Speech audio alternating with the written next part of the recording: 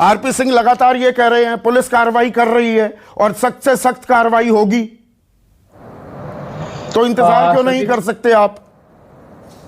संदीप चौधरी जी, हमने देखा है उत्तर प्रदेश की भारतीय जनता पार्टी की सरकार, पुलिस बहुत सख्ती से कार्रवाई करती है। कुलदीप सेंगर के बलात्कार केस से प्रारंभ करता हूं। वहां देखा हमने हाईकोर्ट को कहना पड़ा कि 8 महीने लगे, दर दर भटकती रही बच्ची, उसके बाद एफआईआर दर्ज की। क्या 8 महीने और जांच के लगाओगे फिर आरोपी को गिरफ्तार करोगे? बताओ आज कोर्ट में। नहीं तो हम लिखते हैं अपने आदेश में कि कानून व्यवस्था उत्तर प्रदेश में समाप्त हो गया।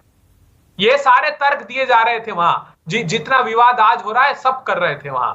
उस बिटिया के पिताजी को पुलिस अभिरक्षा में थाने के अंदर मार डाला गया, उस पर ट्रक चढ़ाने की कोशिश की गई, 2 लोग मर गए। ये सारा का सारा आर्गुमेंट हाथरस में दे रहे थे। जानते हैं, आप आज पूछते हैं राहुल गांधी डॉक्टर हैं जो पोस्टमार्टम की रिपोर्ट पर सवाल उठाते हैं। अरे हमने तब भी सवाल उठाया था।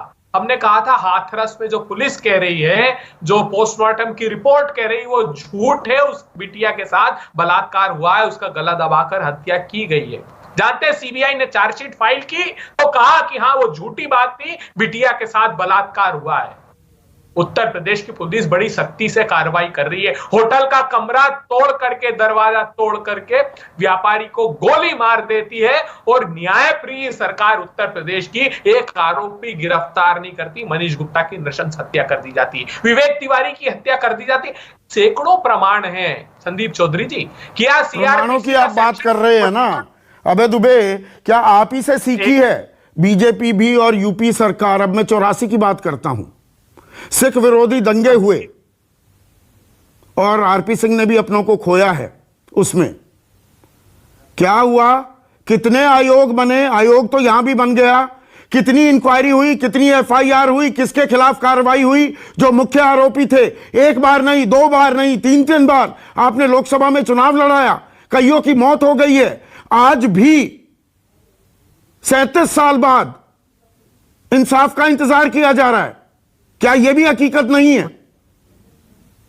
संदीप चौधरी जी, इतिहास से शिक्षा ली जाती है। इतिहास का को आधार बनाकर नया पाप तो नहीं किया जा सकता। मैं पूछता हूं, सीआरपीसी का सेक्शन 41 जो आपने बात कही, वो प्रिवेंटिव डिटेंशन की बात करता है कि पुलिस को किसी वारंट की जरूरत नहीं है। अगर लगता है कि वो अभियुक्त है, आपके पास कुछ पुख्ता प्रमाण आते हैं, तो आप तुरंत गिरफ्तार करें, क्योंकि प्रभावशाली आदमी है, साक्ष्य को मिटा सकता है, साक्ष्य जांच को प्रभावित कर सकता है। इसलिए पहले गिरफ्तार करें, सीआरपीसी का सेक्शन 41 कहता है। क्या बात करते हैं आप? अरे मेरा कातिल ही मेरा मुंसिफ है, क्या मेरे हक में फैसला देगा? पर विक्रम सिंह यही बात तो कह रहे हैं अबे दुबे कि ये तो प्राथमिकी है ना, किसी की शिकायत है।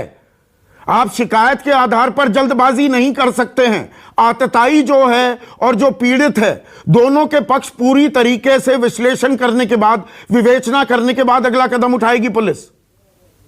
पुलिस क्या फांसी दे रही थाने पर बुलाकर उन लोगों को? सिर्फ इतना ही तो कर रही। पता है पुलिस को, पूरा गांव जानता है, पूरा देश जान गया। आप तो वीडियो के आधार पर जो चलाए जा रहे हैं, सैकड़ों वीडियो चल रहे हैं और प्रामाणिक वीडियो चल रहे हैं। मैं आपसे यह आग्रह करना चाहता हूं, 25, मैं इसलिए कहता हूं पुलिस को संज्ञान क्या लेना चाहिए। 25 तारीख को देश के गृह राज्य मंत्री चुनौती देते हैं, 2 मिनट मेरे सामने नहीं टिक सकते हो, आ जाओ तो मैं सबक सिखाऊंगा। और मेरा इतिहास नहीं जानते हो, मैंने पता किया उनका इतिहास, पूछा मैंने कि क्या इतिहास बताइए, तो बताया गया कि साहब पहले हिस्ट्री शीटर थे ये, एक मुकदमे में हाईकोर्ट से जमानत पर है, प्रभात गुप्ता नाम के एक आदमी की हत्या का मुकदमा 302 का है। 3 साल से, गौर से सुनिएगा जो बात कह रहा हूं, मैं किसी न्यायालय पर टिप्पणी नहीं कर रहा, वो मैं न्यायालय का आदर करता हूं। 2018 से रिजर्व फॉर ऑर्डर है। मैंने तो आज तक नहीं सुना, इतना जीवन मैंने वकीलों के साथ बिताया कि 3 साल से कोई मुकदमे का रिजर्व फॉर ऑर्डर है। तो क्या प्रभावशाली लोग नहीं है? मैं नहीं कहता आज संदीप चौधरी, अभय दुबे ये नहीं ठहराते कि वो अपराध सिद्ध हो गया, लेकिन गिरफ्तार तो करिए। और कह रहे हैं, मैंने हर चैनल में कहा, 8-9 लोगों की जो हत्या हुई है, तो क्या इनकी जरा भी संवेदना नहीं? जिम्मेदार कौन है? गृह मंत्री कौन है उत्तर प्रदेश का?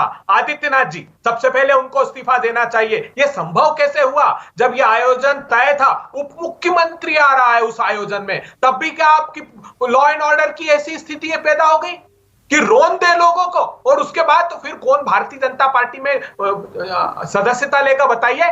कि जो नेता छोड़कर भाग जाए, मौत की आगोश में चले गए बच्चे, मासूम बच्चे, वो लवप्रीत और मनदीप, उनके माँ बाप के 18, 19, 20 साल के बच्चे, आप कल्पना कर सकते हैं, उसकी माँ को लवप्रीत की होश नहीं आया। कल्पना 1984 में जो हुआ, बड़ा पेड़ गिरता है तो कंपन होता है, किस तरह के बयान आए थे। आप अजय कुमार मिश्रा टेणी के बयानों का जिक्र कर रहे हैं, बयान पहले भी दिए गए हैं।